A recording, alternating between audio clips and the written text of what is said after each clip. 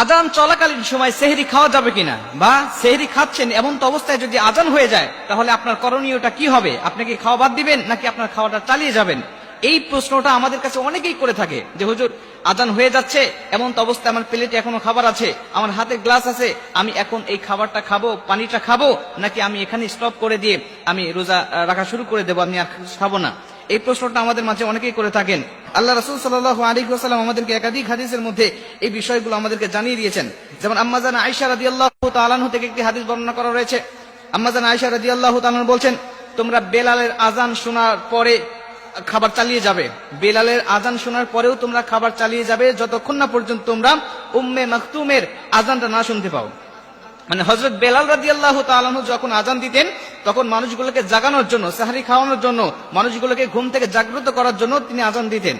তখন পর্যন্ত খাবে, কিন্তু যখন উম্মে মাকতুম আজান দিতেন ফজরের আজান, এই ফজরের আজান হয়ে গেলে তখন তো সুবহে সাদিক হয়ে যাবে, তখন তো ফজরের ওয়াক্ত শুরু হয়ে গিয়েছে, তখন আর এই মানুষটা আর সেহরি খাইতে পারবে না। যদি খায় তাহলে তার রোজাটা হবে না। এটা আল্লাহ রাসূল সাল্লাল্লাহু আলাইহি ওয়াসাল্লাম আবু দাউদ শরীফের হাদিসের মধ্যে তিনি হাদিসটা বর্ণনা করেছেন। তবে আল্লাহ রাসূল আমাদেরকে কিছু ছাড় দিয়েছেন। আল্লাহ রাসূল যেমন আবু দাউদ শরীফের 2350 নম্বর হাদিসের মধ্যে আবু হুরায়রা রাদিয়াল্লাহু তাআলা আনহু হাদিসটা বর্ণনা করেছেন।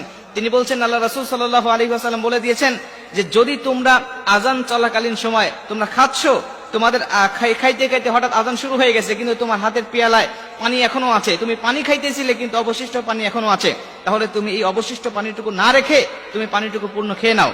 তুমি তৃপ্তি সহকারে পানিটুকু খেয়ে নাও, তবে পুনরায় আবার তুমি পানি নিবে না, পুনরায় তুমি আবার প্লেটে ভাত নিবে না। তুমি খাচ্ছ কিন্তু অবশিষ্ট সামান্য কিছু বাদ আছে যেটা তুমি খাইলে পরে সমস্যা হবে না, কিন্তু তুমি যদি আবার বেশি করে খাচ্ছ, আবার প্লেটে ভাত নিচ্ছ, বা প্লেটে অনেক ভাত আছে যা খাইতে তোমার সময় লাগবে, খাবার পাত্রে তুমি এক পাত্র পানি খাচ্ছ আবার পাত্রে নিচ্ছ, এরকম হলে পরে তোমার রোজাটা হবে না। আল্লাহ রাসূল সাল্লাল্লাহু আলাইহি ওয়াসাল্লাম আমাদেরকে একটা ছাড় দিয়েছেন। এই জন্য আমাদেরকে একটু চিন্তা করতে হবে যে আজান যখন শুরু হয়ে যাবে, আজানের শুরুর আগেই, এখন তো ডিজিটাল যুগ জামানা, আমাদের প্রত্যেকের হাতে মোবাইল থাকে, ঘড়ি থাকে, আমরা যদি চিন্তা করি যে আমাদের সেহরির সময়ের শেষ সময়ের অন্তত 5 মিনিট আগে আমরা খাওয়াটা শেষ করব, তাহলে অবশ্যই আমাদের পরিপূর্ণ হকটা আদায় হবে। কিন্তু আমি যদি আজানের অপেক্ষায় থাকি, অনেক মসজিদে আছে, দেখা যায় অনেক ভাইরা আছেন যে এলাকার বিভিন্ন মহল্লায় মসজিদ হচ্ছে, আজান হচ্ছে, এখন চিন্তা করে যে এটা তো আমাদের মহল্লার মসজিদ নয়, অমুক মহল্লার মসজিদে আজান দিচ্ছে, আমাদের মহল্লার মসজিদ যখন আজান দিবে তখন আমি খাওয়াটা শেষ করব। আবার যখন ইফতারের সময় হয়ে যায় তখন চিন্তা করে যে কোনো মসজিদ থেকে আজান শুরু হইলেই সে খাওয়া শুরু করে দেয়, মানে সুযোগ সুবিধা সে সন্ধান করতে থাকে সব সময়। এজন্য আমরা চেষ্টা করব যখনই যে মসজিদে আজান হোক না কেন, আজান শুরু হয়ে গেলে আমরা আর খাবো না, আর ইফতারের সময় ঠিক যে কোনো মসজিদে আজান হয়ে গেলে আমরা সঙ্গে সঙ্গে ইফতারটা করে নেব। তাহলে আল্লাহ পাক আমাদেরকে অবশ্যই কল্যাণের মধ্যে রাখবেন। জয় সুবহানাল্লাহ।